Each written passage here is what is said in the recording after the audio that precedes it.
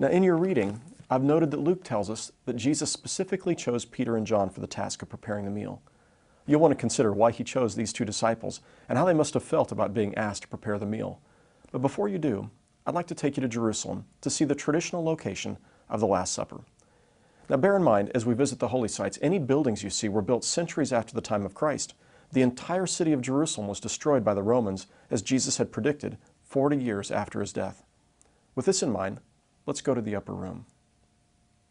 This is the traditional location of the upper room. This building was built by the Crusaders more than 1,000 years after the time of Christ. It's a fascinating place, perhaps the size of the actual upper room.